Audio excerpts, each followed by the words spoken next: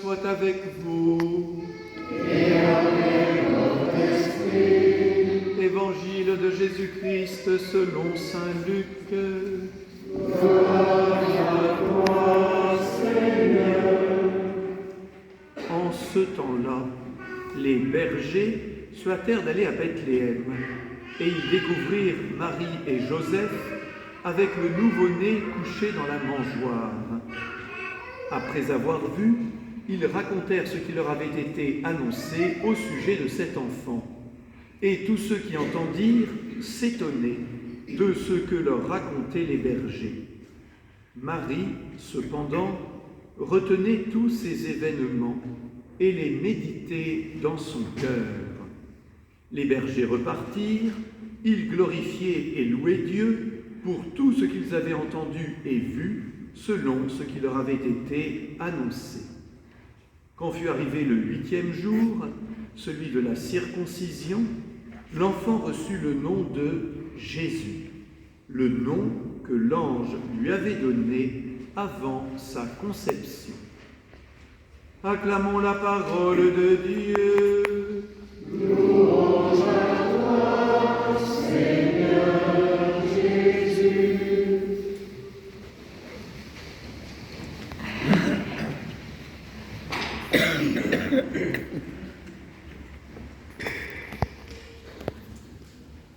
Il y a la parole et il y a le silence.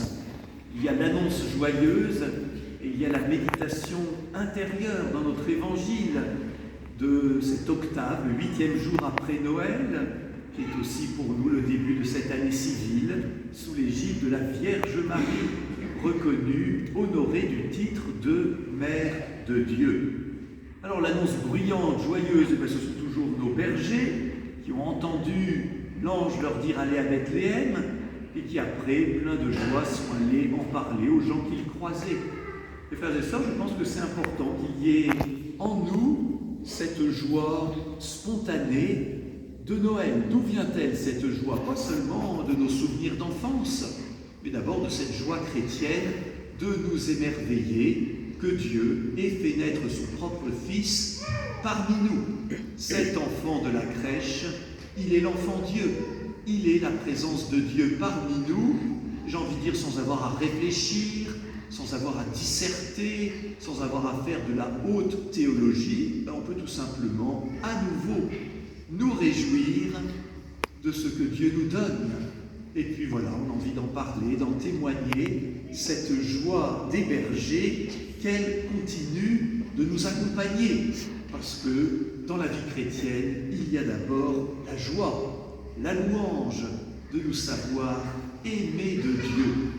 Cependant, note saint Luc, la Vierge Marie, elle, semble ne pas être dans cette parole, dans cette louange spontanée. On nous dit qu'elle retient en elle tous ces événements et qu'elle les médite. Il y a donc la joie des bergers et il y a le silence intérieur pour méditer. Méditer quoi? Méditer tous ces événements. Autrement dit, mieux comprendre ce qui se passe. Et la Vierge Marie, qui était pourtant, si j'ose dire, en première ligne pour tous ces événements, elle ressent un grand désir de les méditer, de mieux les comprendre pour répondre à cette question que tous se posent, mais qui est cet enfant à qui je viens de donner naissance humaine?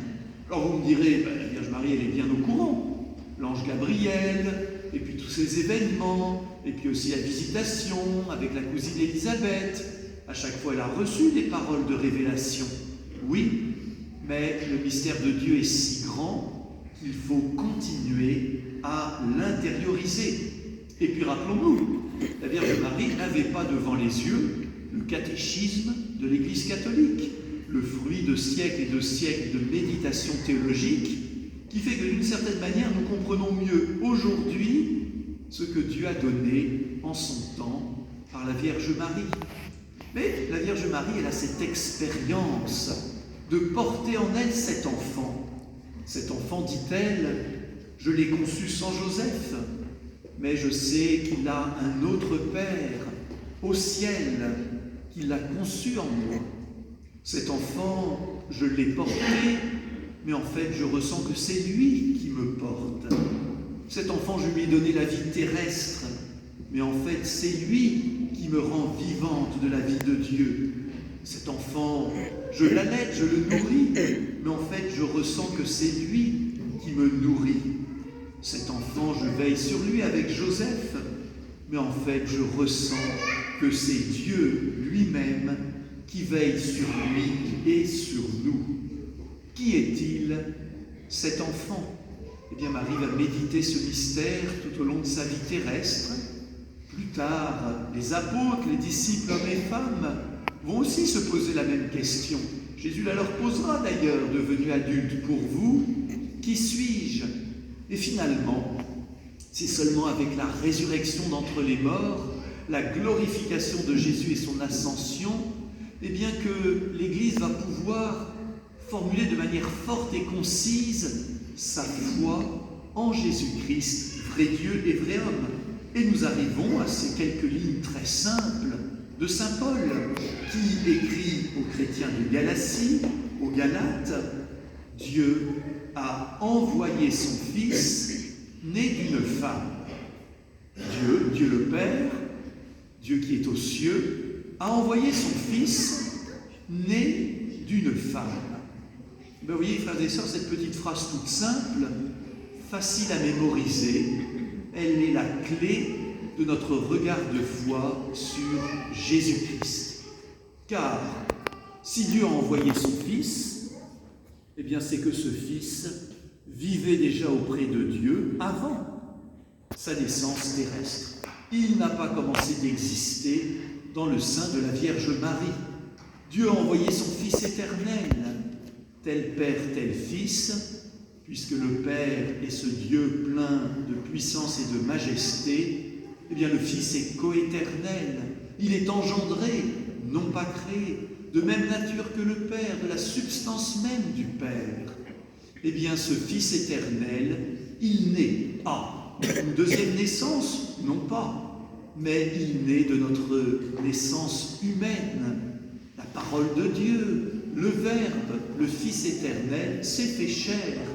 Il a réellement reçu en Marie ce qui nous est propre, c'est-à-dire cette nature humaine, ce corps, cet esprit, cet intellect, cette âme humaine. Eh bien, le Fils éternel l'a reçu en Marie. Et c'est pour cela que quelques siècles plus tard, eh bien, un concile va officialiser ce terme dont déjà les chrétiens aimaient honorer la Vierge Marie en l'appelant Sainte Marie, Mère de Dieu. Sainte Marie, Mère de Dieu, priez pour nous. Mais ce titre, vous voyez bien, est un titre théologique. Que veut-il dire? Bien sûr, écartons immédiatement ce contresens. Il ne dit pas que la Vierge Marie serait la mère de Dieu le Père, ça n'aurait aucun sens.